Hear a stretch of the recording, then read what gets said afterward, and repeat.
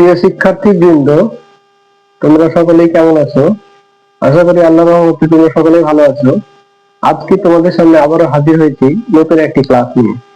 তো চলো দেখা যাক, মনোযোগ সহকারে দেখবে। বোর্ডের দিকে দেখো, লিখেছি প্রেজেন্ট পারফেক্ট টেন্স। ঠিক আছে, এখন এটা আজকে আমরা শিখব।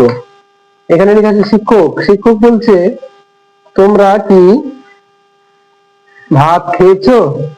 অর্থাৎ প্রেজেন্ট পারফেক্ট টেন্স আমরা কি করে চিনবো তার সহজ একটি নমুনা দিয়েছি, যাতে তোমরা বুঝতে পারো।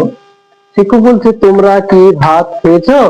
ছাত্ররা বলছে কি হ্যাঁ আমরা ভাত খেয়েছি। অর্থাৎ যদি কোনো কাজ হয়ে যায়, অলরেডি কমপ্লিটেড, অলরেডি ইতিমধ্যে কাজটা সমাপ্ত হয়েছে, এরকম কিছু বোঝায়, তাহলে সেটা আমরা ধরে নেব কোন টেন্স? Present perfect tense.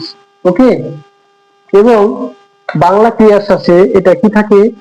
ছি, ছো, ছে ইত্যাদি দেখা যায়। যেমন আমি কাজটি করেছি, প্রেজেন্ট পারফেক্ট টেন্স। তুমি কাজটি করেছো, প্রেজেন্ট পারফেক্ট টেন্স। সে কাজটা করেছে, প্রেজেন্ট পারফেক্ট টেন্স। তাহলে বাংলা ক্রিয়ার শেষে কি থাকবে? ছি, ছো, ছে ইত্যাদি দেখা যায়। আর ইংলিশে সাধারণত কি থাকবে? I have eaten rice. Have থাকবে, ভার্বের V3 ফর্ম থাকবে। He has written the application. তাহলে বিভার কি থাকবে? হ্যাজ, এবং ভার্বের V3 ফর্ম থাকবে। কেমন? আরো কিছু সহজে টেকনিক তোমাদেরকে বোঝানোর জন্য বের করেছি, যেটা হলো সিগন্যাল ওয়ার্ডস। এই সিগন্যাল ওয়ার্ড গুলো যদি সেন্টেন্সে দেখতে পাও, তাহলে বুঝে নেবে যে এটা প্রেজেন্ট পারফেক্ট টেন্স। ওকে, যেমন just, just now, already, yet, ever ইত্যাদি থাকে।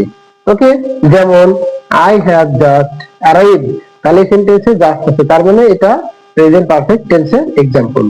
হি has already done the work, তাহলে অলরেডি আছে, তার মানে এটা হচ্ছে প্রেজেন্ট পারফেক্ট টেন্স। তো আশা করি তোমরা বুঝতে পেরেছো। আর যদি কোনো কোশ্চেন থেকে থাকে এই ক্লাসে, তাহলে অবশ্যই কমেন্ট বক্সে জানাবে। সেকেন্ডলি হচ্ছে ভিডিওটি ভালো লাগলে শেয়ার করে অবশ্যই বন্ধুদেরকে দেখার সুযোগ করে দাও। এবং ফাইনালি আমার ক্লাসের পেজ ও চ্যানেলের সাথে থেকে পাশেই থাকো, এবং ফলো সাবস্ক্রাইব করতে ভুলবে না। পাশেই থাকবে। সকলকে অনেক অনেক ধন্যবাদ।